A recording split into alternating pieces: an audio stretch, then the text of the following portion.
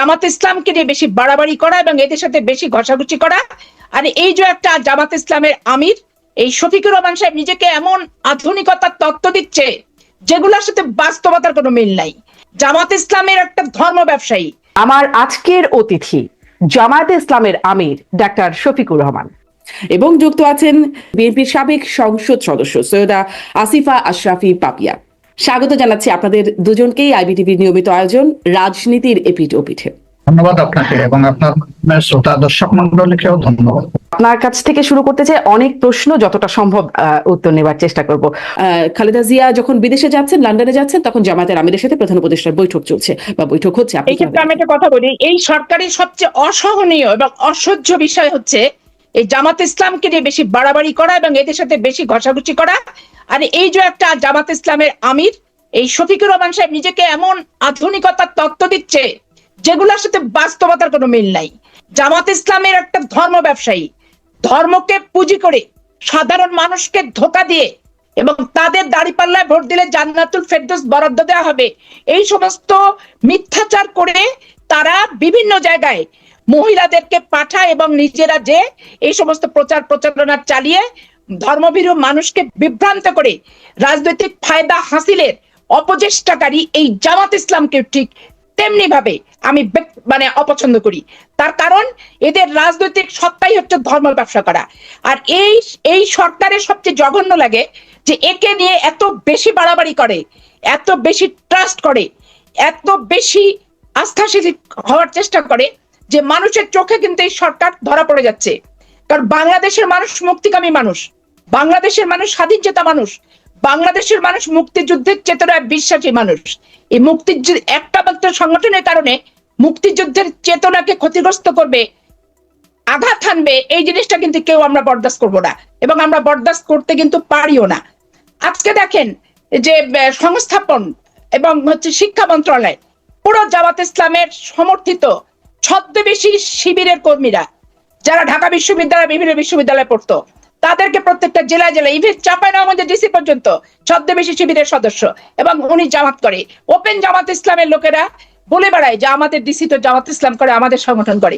তাহলে আপনি বলেন যে এইভাবে যদি প্রত্যেকটা জেলায় জেলায় ডিসি এবং তাদের শিক্ষা মন্ত্রণালয়ের এই আপনার শিক্ষা মন্ত্রণালয় আপনি জানেন যে প্রিজাইডিং অফিসার, পুলিং অফিসার শিক্ষকরাই হয়, এইভাবে যদি তারা এই সরকার প্রমোট করে রিক্রুট করে তাহলে সামনের নির্বাচনকে আমরা আস্থাশীলতার জায়গায় নিয়ে যাব কিভাবে, এটাও কিন্তু ভাববার বিষয় আছে।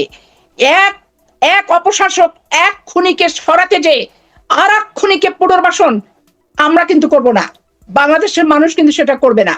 তো এই জন্য এই সরকারের বিন্দুমাত্র চেতনায় থাকা উচিত যে বাংলাদেশের মানুষ মুক্তিযুদ্ধের চেতনাকে ধারণ করে, লালন করে, বিশ্বাস করে, সম্মান করে, আনুগত্যশীল মুক্তিযুদ্ধের চেতনার প্রতি।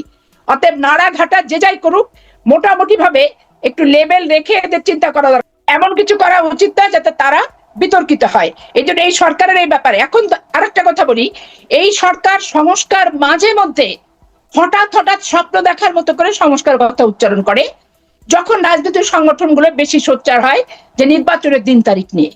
এখন তারা যদি মনে করে যে ইচ্ছা মতো সময় নিয়ে দীর্ঘায়িত হওয়ার পরে হঠাৎ হঠাৎ আমরা সংস্কারের কথা বলে আমাদের ক্ষমতায়নটা দীর্ঘায়িত করব, এটাও কিন্তু অশুভ লক্ষণ হবে, অশুভ ইঙ্গিত হবে। এবং যে আগস্টের চেতনা, অভ্যুত্থান এবং 15 বছর যে আন্দোলনের একটা কামিয়াব লক্ষ্যে পৌঁছানোর যে স্পিরিটটা সেটা কিন্তু ব্যাহত হবে। এরা যখন ক্ষমতার বিপক্ষে থেকে ক্ষমতাসীনদের নিয়ে এরা সমালোচনা করেছে, আজকে এরা বাজার দর নিয়ন্ত্রণ করতে ব্যর্থ, মানুষ মেনে নিচ্ছে দাঁতে দাঁত চেপে যে ঠিক আছে একটা অবৈধ শাসককে সরিয়ে এসছে, একটু সময় দিই। আজকে ট্রাফিক জ্যাম এত বেশি ঢাকা শহর গোটা বাংলাদেশে, সেখান থেকে ধরেন মানুষ নাভিশ্বাস এবং কোথাও কোনো সিস্টেম নাই, শৃঙ্খলা নাই, প্রশাসন নীরব হয়ে বসে আছে, কোনো কার্যকারিতা নাই, টেবিল চেয়ার আছে, পোস্ট আছে, বেতন খাচ্ছে কিন্তু ভূমিকা নাই। কারণ প্রশাসনে এত অবৈধ শাসনের ক্ষমতা প্রয়োগ করে অভ্যস্ত হয়ে গেছে যে তারা বৈধ শাসনের কথা কি করা উচিত, দায়িত্ব এবং কর্তব্য বোধটাও কিন্তু তারা ভুলে গেছে। এমত অবস্থায় ইনারা যদি মনে করেন দল গঠন করব, ক্ষমতায় বসে থাকবো, থেকে একটা পাতানো নির্বাচন দিব, বাংলাদেশের মানুষ কখনোই কোনো এই অবৈধ এবং এই টাইপের মানসিকতা সম্পন্ন সংগঠন ব্যক্তি এদেরকে মেনে নেয়নি, সমর্থন দেয়নি, মানবে না, মানতে পারে না। এটাই হচ্ছে চরম পাতানো সত্য কথা। নির্বাচনের সংখ্যা কেন করছেন? যেভাবে ডিসি এবং শিক্ষা মন্ত্রণালয় নিয়োগ দিচ্ছে এবং বিভিন্ন জেলায় জেলায় জামাত ইসলামকে যেভাবে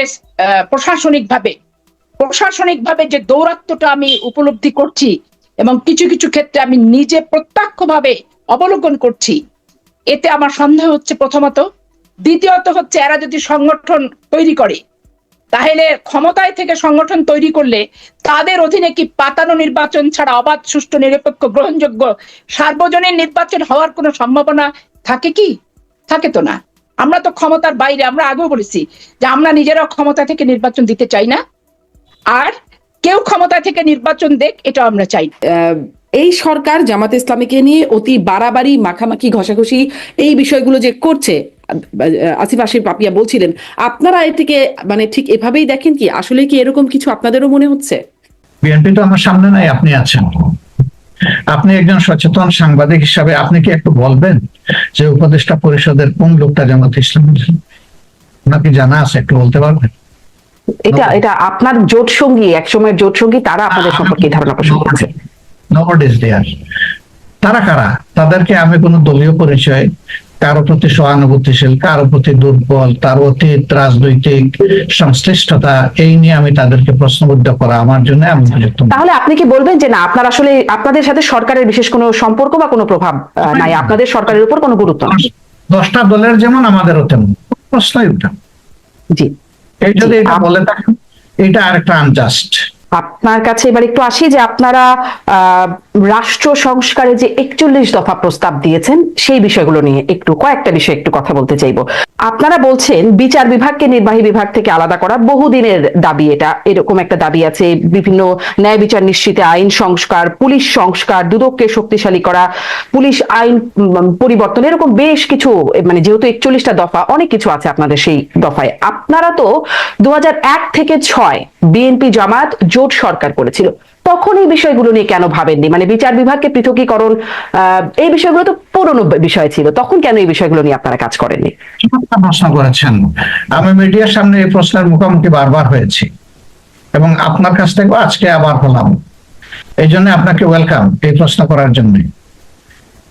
এই বিষয়গুলো, অতীতের অভিজ্ঞতাগুলো সামনে রেখেই এবারকার এই ইন্টারিম গভর্নমেন্টের জন্য আমরা মূল থেকেই বলে আসছিলাম যে তাদেরকে যৌক্তিক সময় দিতে হবে। আমরা কিন্তু বলতে কোনো সময় বেঁধে দেইনি যে এতটুকু সময়ের সীমাবদ্ধতার মধ্যে যা পারেন আপনাদেরকে করতে হবে, ওটা আমরা বলি নাই। আমরা বলছি যে এই সরকারকে মৌলিক জায়গাগুলোতে সংস্কার করে ফেলতে হবে।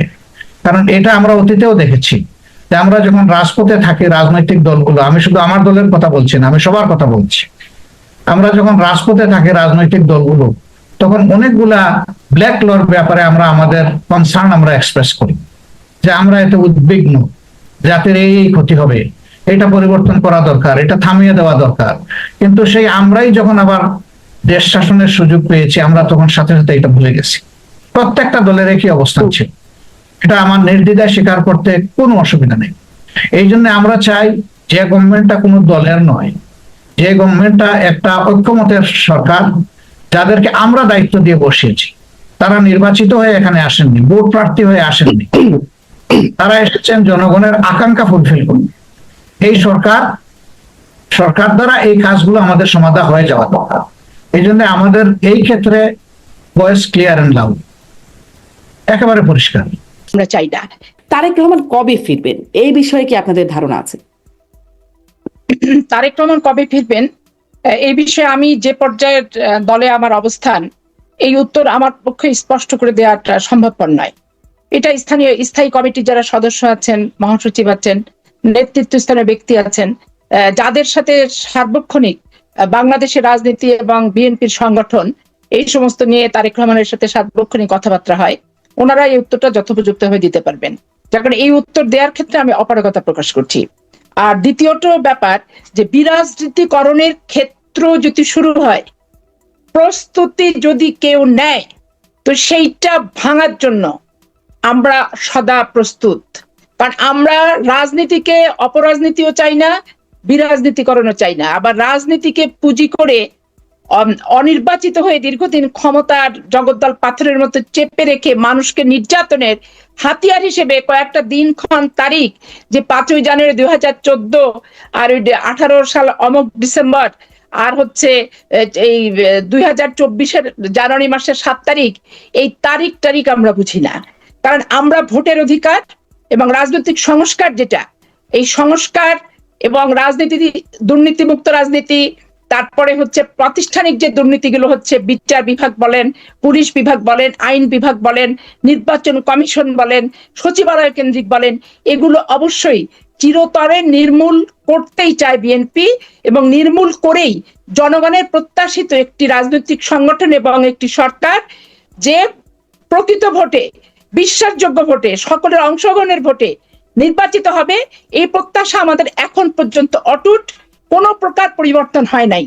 অপরিবর্তিত মানসিকতা এখন পর্যন্ত আছে এবং ততক্ষণ পর্যন্ত থাকবে যতক্ষণ পর্যন্ত আমরা কামিয়াব লক্ষ্যে পৌঁছাতে না পারি। বলছিলেন যে তারেক রহমান কবে ফিরবেন সেটি আসলে আপনাদের পক্ষে এই মুহূর্তে জানা সম্ভব না, হয়তো স্থায়ী কমিটির নেতারা জানতে পারেন। কিন্তু কেন ফিরছেন না? মানে আগে সরকারে আমরা জানি তার জন্য সংকটপূর্ণ ছিল বাংলাদেশে সেই সময় আসাটা, কিন্তু তারপরে এখন 4 মাস চলে গেছে এই সরকার আসার পরে, এখনো তিনি ফিরছেন না। আচ্ছা, গেলেন, খালেদা জিয়া গেলেন লন্ডনে, এরপর কবে আসবেন সেটি আপনি জানছেন না, কেন আসছেন না সেটি কি আপনি বলতে পারেন? আসলে আমি বলছিলাম যে আমার অবস্থানটা দলে যে জায়গায়, মানে সেই জায়গা থেকে এই বিষয়টি আমার জানার যে এখতিয়ার বলেন কি জানার যে জায়গা বলেন, সেই ক্ষেত্রে আমি নাই। এটা পার্টির স্থায়ী কমিটির সদস্যবৃন্দ বা মহাসচিব জানবেন।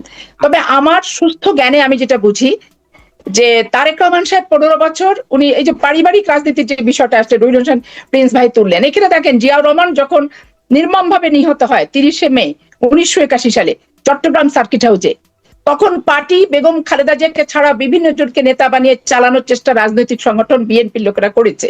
কিন্তু যখন পর্যায়ক্রমে দেখেছে ব্যর্থ হয়েছে, দল ভেঙে নতুন দলে যাচ্ছে, তখন আস্থার জায়গা বেগম খালেদা জিয়াকে দায়িত্বটা দিয়েছে। এবং বেগম খালেদা জিয়া দীর্ঘ 9টি বছর আন্দোলন করে উনি ওনার যোগ্যতা, আপোষহীনতা, স্বকীয়তা এবং বিএনপির মতো একটা সংগঠন শহীদ রাষ্ট্রপতি জিয়াউর রহমানের অনুপস্থিতিতে ঠিক তার মতো করে, তার আদলে, তার মানসিকতা এবং তার রেখে যাওয়া দলটাকে তার লক্ষ্যমাত্রায় পৌঁছানোর জন্য যোগ্য ব্যক্তি হিসেবে দল যে সেদিন সিদ্ধান্ত নিয়েছিল, সেটি কিন্তু পরবর্তীতে প্রমাণিত হয়েছে। তারেক রহমান সাহেব বিএনপি ক্ষমতায় থাকাকালীন সময় পর্যন্ত 2006 সাল 1/11 আসার আগ পর্যন্ত পার্টিতে পোস্টফোলিও ভাবে কোথাও এমপি কি মন্ত্রী এগুলোর ভিতরে উনি কিন্তু ছিলেন না।